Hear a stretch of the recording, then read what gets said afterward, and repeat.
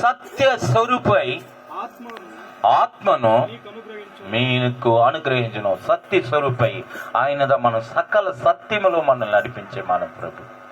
మనకు తెలీదు మనం ఎలా నడపాలి, మనం ఎలా జీవించాలని మనకు తెలియదు. వీళ్ళు సుంకర్లాగా ఇంకా మనం చూసినాం కదా, ఇద్దరులో ఎవరు మనకి, నాకు తమిళ పరిసయుడు సుంకరి, వీళ్ళిద్దరిలో మనం డిఫరెన్స్ చూసేటప్పుడు వీళ్ళు జీవితంలో ఈయన కాదు ఈయనే నీతిమంతుడు అని చెప్పేలాగా ఏం చేస్తారంటే అక్కడ ప్రార్థనలో వాళ్ళ డిఫరెన్స్.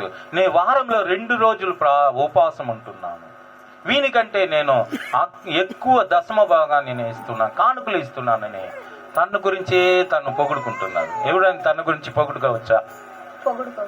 ఎందుకంటే తన్ను తగ్గించిన వారు హెచ్చించబడతారు. యాకోబులోనే చెప్పబడుతుంది. 4:10 అనుకుంటాను, చదవండి. 4:10 యాకోబు 4:10. ప్రభు దృష్టికి మిమ్ముని మీరు చూడండి, ప్రభు దృష్టికి మిమ్మల్ని మీరు తగ్గించుకొనుడి, అప్పుడు ఆయన మిమ్మల్ని మనల్ని హెచ్చించే మన ప్రభు. మన మనుషులన్నీ స్థితిలన్నీ చూసే తండ్రి మనల్ని ఏం చేసుకోవాలంట? ఆయన సముఖంలో తగ్గించుకోవాలి. ఎప్పుడు తగ్గించుకుంటామంటే మనలను ప్రభు దగ్గర ఇచ్చినప్పుడే మనం తగ్గించుకుంటున్నాం. మన ఆత్మలో కపటం లేని వారు ధన్యులు. దేవునిని ఏం చేస్తామో చూడండి, మత్తయి 5:9 వాక్యం చూడండి. చూడండి, ఆత్మ విషయమై దీనులైన వారు ధన్యులు, వాళ్ళు దేవుని చూస్తారు. చూసినారా? దేవుని చూసేవారిగా ఉండాలి మనమంతా.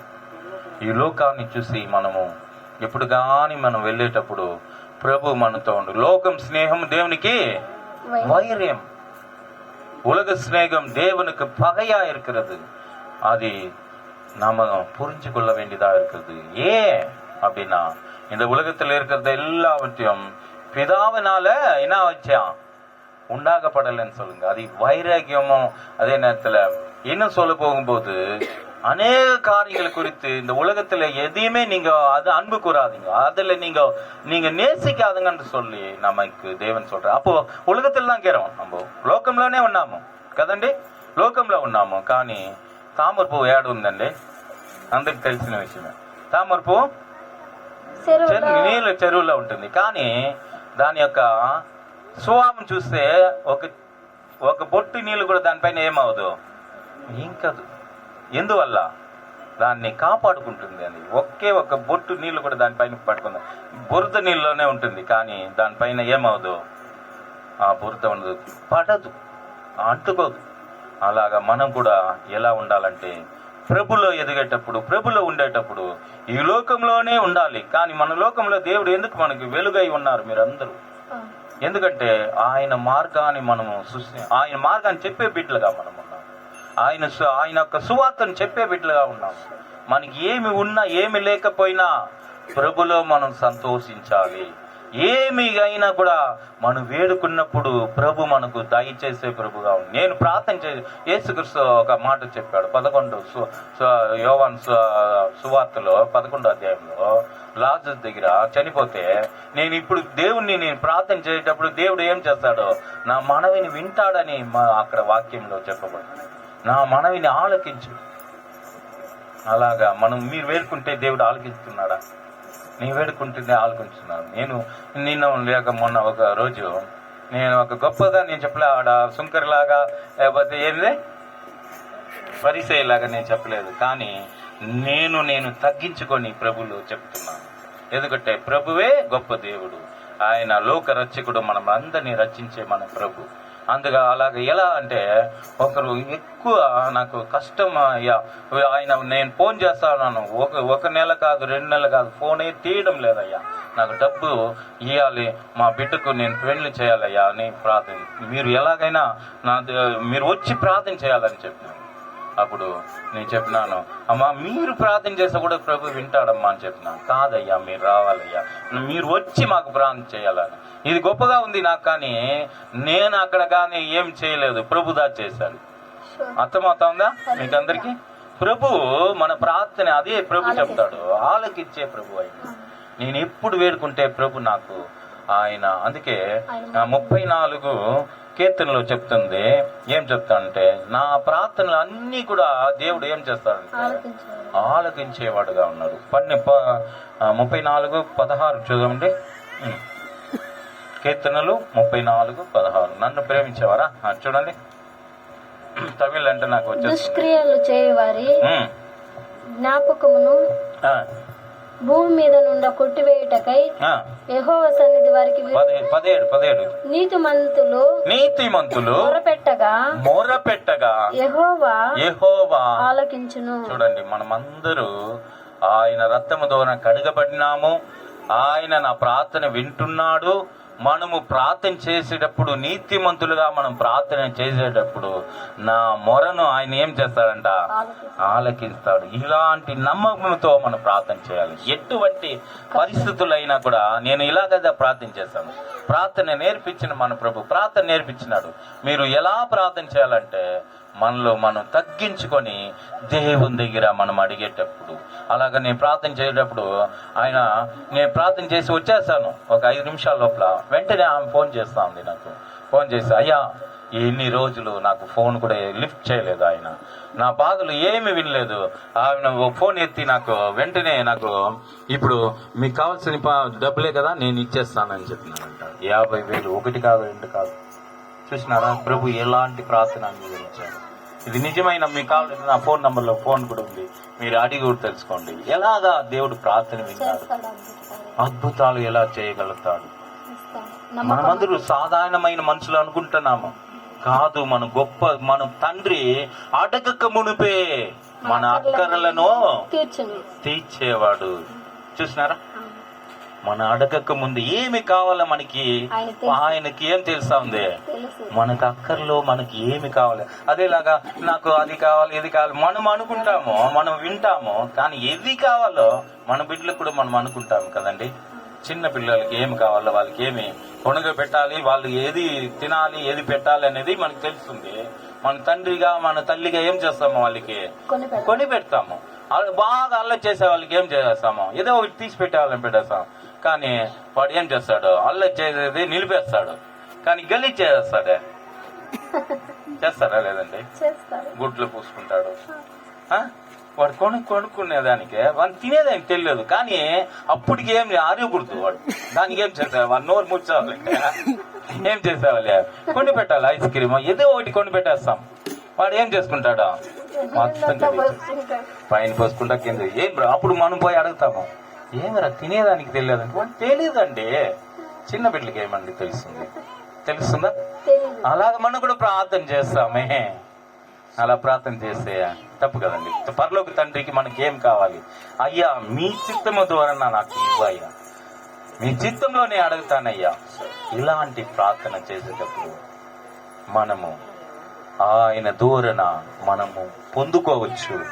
ప్రార్థన, ప్రతి ప్రార్థన మనం ఏది కానీ ఫెయిల్ అవ్వకూడదండి. అందరికి ఏమే అంటే ప్రభు మనం అడిగినన్ని ఇచ్చేవాలి కదా. నాకు ఇల్లు కావాలి, కారు కావాలి, బంగ్లా కావాలి, ఇలాంటి ఆశలు కలిగి ఉంటాము మనం. కొందరు నాకు ఏమి కష్టపడకుండా అన్ని రావాలనుకుంటాము.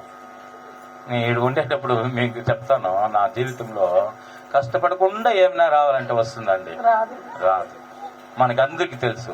మన పిల్లలకే మనం ఏం చెప్తామంటే, నేను కష్టపడేలాగా వాడు ఏం చేయకూడదు, కష్టపడకూడదని. వాళ్ళకి మనం కష్టపడి ఏం చేస్తామంటే ఒక్కొక్కటి కావాల్సిన అన్ని చదువు కానీ, వాళ్ళ ట్యూషన్ ఫీజు కానీ, ఇంకా కావాల్సిన ప్రతిదీ కూడా ఏమి సమకూర్చి వాడు కష్టపడకూడదని బాగా చదివిస్తే వాడు ఏం చెప్తాడు, ఏమి భలే చదివిచ్చేసినావు అంటారా ఏమన్నా?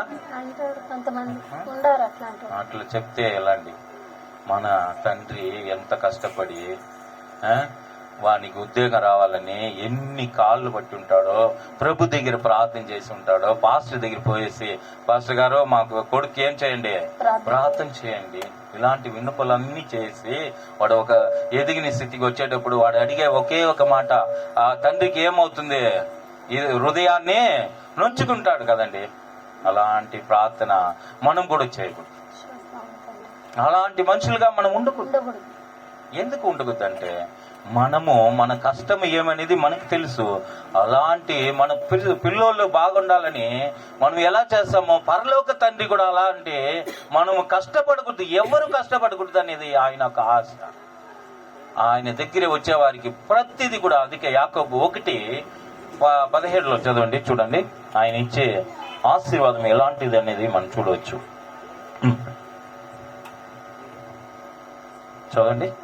యాకోబు 5 వరకే ఉంది. 1వ అధ్యాయం సిస్టర్, 1:17. యాకోబు 1:17. శ్రేష్టమైన ప్రతి ఈవియు సంపూర్ణమైన ప్రతి వరమును పరసంబంధమైన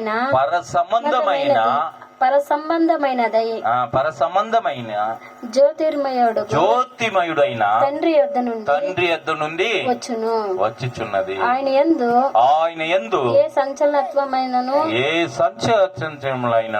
గమనాగమనములైనను కలుగు ఏ ఛాయనైనను లేదు. చూసినారా? యాడ్ నుంచి మనకు అలాగా మనం 121 కీర్తనలు 1వ వాక్యం కూడా చెప్తుంది. మనకి యాడ్ నుంచి సహాయం వస్తుంది. యెహోవాయందే ఆకాశమును భూమిని సృష్టించిన యెహోవా యొద్ద నుండి మనకు సహాయం వస్తుంది. చూసినారా? చూడండి, నేను ఒక నిమిషం చెప్పేస్తాను. ఈ బైబిల్ నుంచి నేను ఎక్కడ రాసుకోనో ఎత్తుకునో ఆడ నేను చెప్పలేదండి. హృదయం నుంచి వస్తాను. మీరు కూడా హృదయం నుంచి రావాలి కావాలండి. మనం ప్రార్థన చేయబడేటప్పుడు మనము వాక్యంలో నమ్మదగిన వారమై ఉంటే హృదయంలో దేవుడు రాస్తాడని యెరెమీయా 31:34 వాక్యం చదువుతాం. చూడండి, యెరెమీయా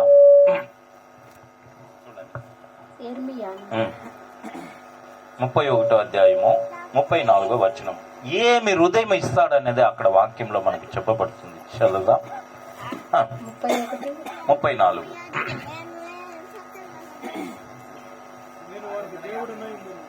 నేను వారికి దేవుడై ఉందును వారందరూ నాకు జనులై ఉందురు. వారు మరి ఎన్నడు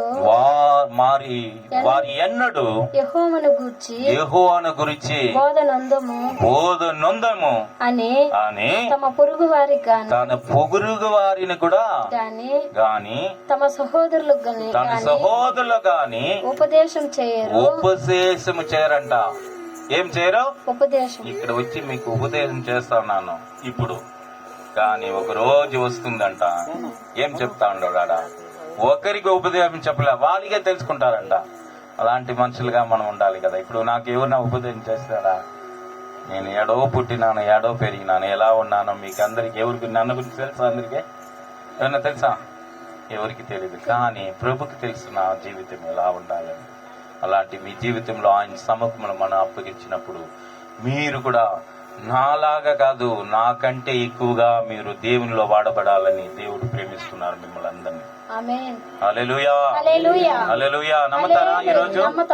చూడండి, ఇంకా కింద ఇంకా చదవండి సిస్టర్.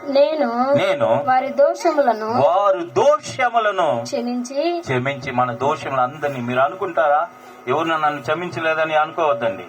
దేవుడు మన దోషములను, ప్రతి దోషములను కూడా క్షమించి వారి పాపములను ఎన్నడను జ్ఞాపకం చేసుకోడంట. మీ పాపములు మీరు అనుకుంటున్నారా? ఎవరి పాపమును ఒక స్త్రీ వచ్చి చెప్తుంది.